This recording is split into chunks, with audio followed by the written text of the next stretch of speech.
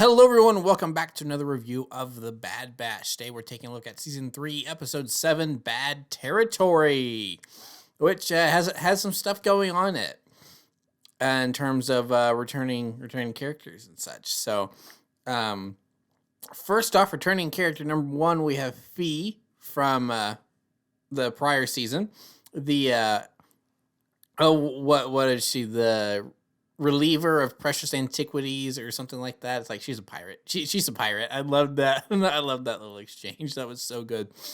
So going off of that really quick, I do want to say how much it's really cool to see how much Omega has matured over what's probably only been like a year and a half, maybe 2 years since she left Camino with the Bad Batch for the first time, and the creation of the Empire and all that. She almost seems like a completely different character now. So I think it's really cool to see all that character development for her. She's become a really well-rounded character. It's like she knows a lot what she's doing. She knows how to interact with people, and it's not that naive, wide-eyed little girl that was going, "I'm touching dirt for the first time. This is so cool." So it's and it is funny because I guess we'll just get the Crosshair stuff out of the way since it's quick. It is really cool that even though she is,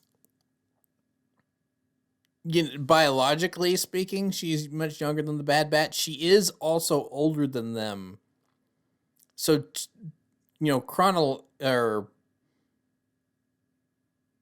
you know what I mean. She was gestated first and it ages normally while they have accelerated aging. You know what I mean. So she's technically older than them.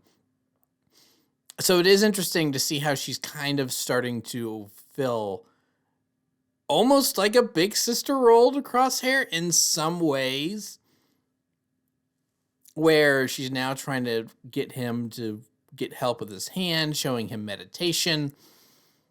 And it's like, yeah, she's physically younger, but she may actually, after having these experiences, be more mature than Crosshair at this point, which is interesting to think about, since he looks like an adult and is, for all intents and purposes, an adult.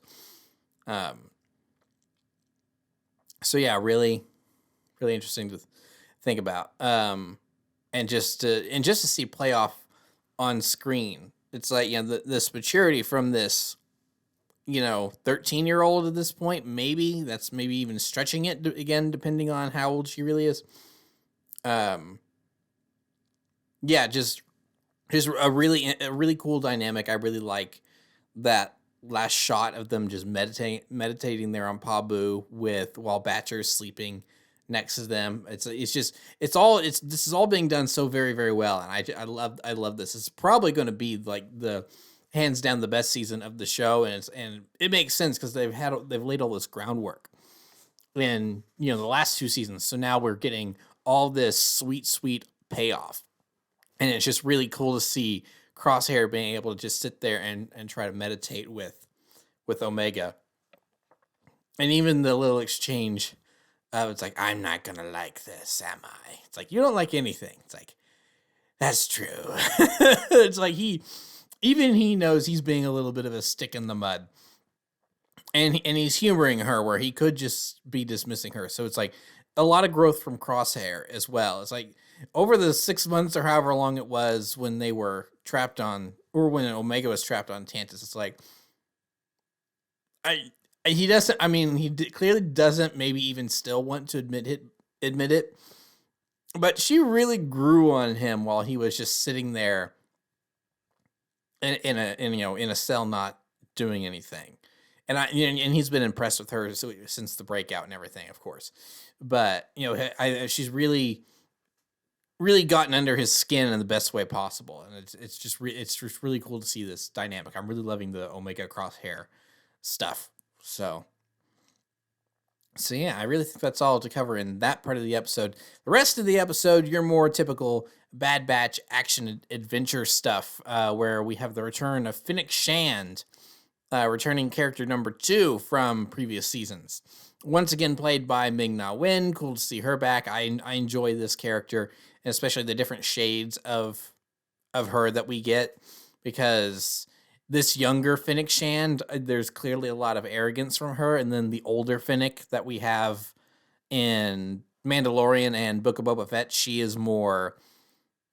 There's still a little bit of an attitude there, but she's definitely there's a look to her, like there is a wiseness to her, having survived all of these years, and especially after her near-death experience on Tatooine and being saved by Boba Fett. I mean, I think there's definitely a big change for her there. So it is interesting to go back to, her early days as a bounty hunter, and I don't know. It's like, this is why I want like more Book of Boba Fett stuff, with all of with Boba Fett especially, and like his side characters, and where could they pop up in the Mandalorian in the future? Because the quote from her in this episode, "Good guys, bad guys, their money is all the same." I don't know if she has that opinion anymore by the time of Boba Fett.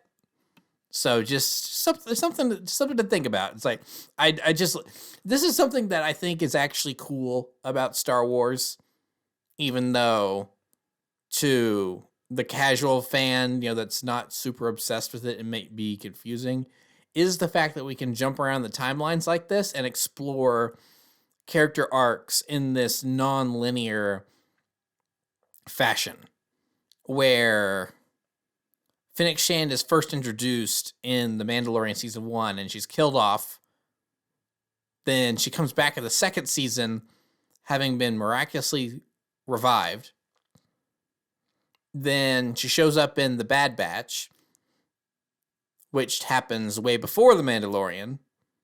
Then she shows up in The Book of Boba Fett, which happens after Mandalorian, of course, after Bad Batch. And then now she's back in The Bad Batch, which of course happens before The Book of Boba Fett, which happens after The Mandalorian. So it is interesting seeing her story unravel in this non-linear order, and it's kind of a puzzle to fit together. And if in any other franchise, I would almost think you couldn't get away with this. But since the beginning, Star Wars has kind of been about non-linearity in its storytelling, starting with the fourth movie. It's like, all right, here's the first one, but it's also the fourth one. You're missing a whole bunch of context, but you don't really need it just to jump in and get a feel for what this is like. We'll explore that in about 25 years. give or take, 1977 to 1999. However long that is, I'm not good at mental math like that, so not good at math in general. But anyway, so I think it is really cool seeing this younger Fennic Shand running around doing stuff with the Bad Batch, but still showing that there is this softer side to her, because of course she let Omega go in the first season, and then she contacts someone at the end of this episode. I am assuming, based off of right now, that the person she's contacting is potentially Asajj Ventress, because we know she's going to be in the season. To what extent and how remain a mystery, and they kept the voice garbled. So if you're contacting someone, because she didn't contact the Empire, because she said, I've got clones asking about the Empire's M-count bounties. Thought you would want to know. So it's someone that's interested in the fact that the Empire is specifically hunting for M-counts, midichlorian counts. Ventress is probably one of those people that would be out there that would be interested in knowing that information. Now, exactly why, I don't know yet. Again, that remains to be seen. I think another possibility that they are maybe still hiding from us is Quinlan Vos. And we get Ventress through flashbacks with Quinlan as he's explaining everything that happened to him near the end of the war, why he wasn't affected by Order 66, etc. So yeah, I am, or not necessarily affected by Order 66, but he survived Order 66. It's like, where was he? So yeah, there's still more puzzle pieces. I'm very curious to see how they fit together, and I'm wondering if this is our first little connective tissue to bringing back Ventress somehow. So yeah, we will have to wait and see there.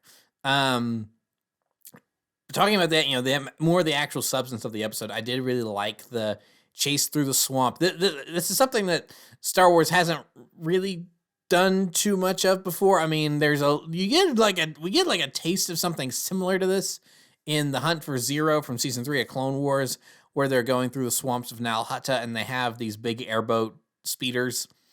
But they just went full swamp people here. If anyone knows that show, they just went full swamp people here, and they had the gators, they had the boat.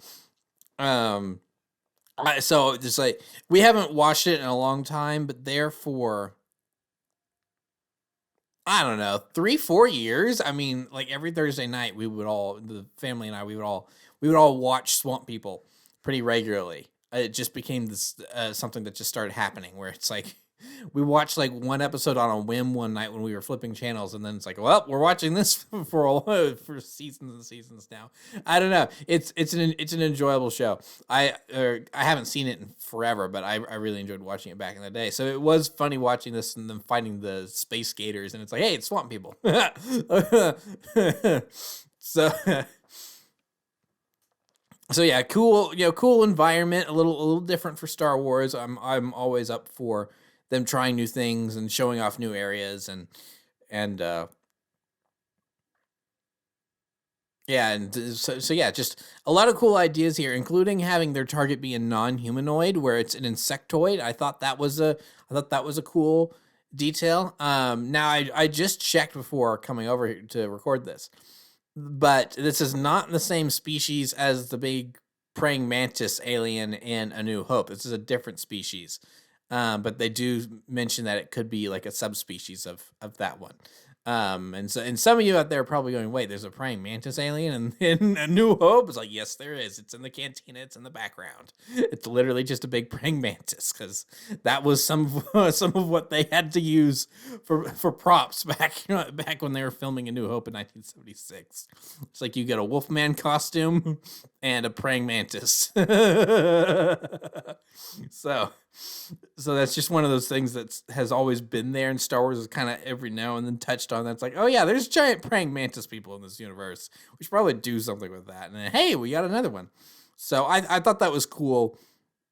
Them using another something like that instead of your typical, like, this could have easily been a Rhodian or a Twi'lek or something like that. But no, they chose to go a little different, and it's a big praying mantis guy. So I thought that was cool. The animation on him, the way he was crawling around and everything, and the fact that his escape tunnel went into the ground, so like he clearly made those tunnels and everything. So that was just really cool. I thought this was, in terms of kind of the more, this is the closest we've had to quote unquote filler this season, and even then it was still progressing the plot, because it was them reaching out and trying to get some information that's going to have ramifications going on down the line. Obviously, Crosshair's working on getting better.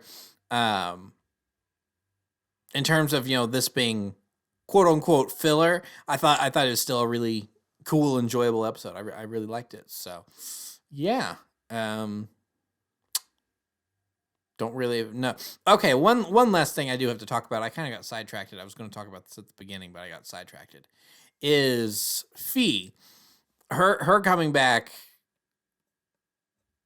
I know it's been a while since it happened, but this is one thing that aggravates me about time skips, is that I want to see the reaction when she learns that Tech has died.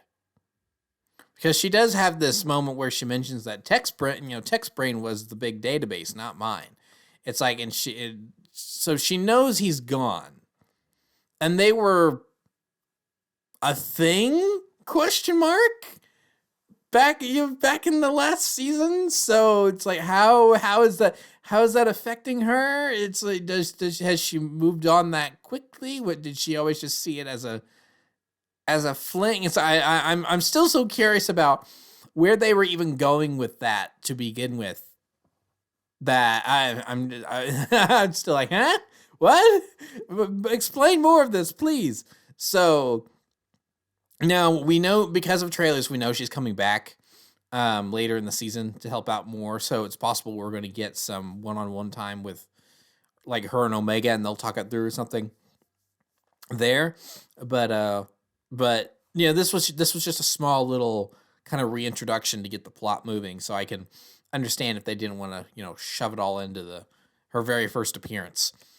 Um, so yeah. Other than that, I think I've pretty much run out of things to say about the episode. Again, another good episode, very entertaining. Not on the level of last week.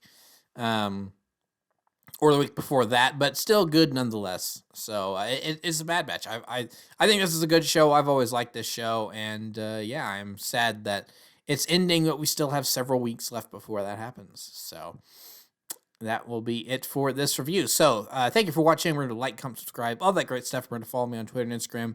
Those links are in the description below, and I'll see you guys next time. Thank you so much for watching, and goodbye.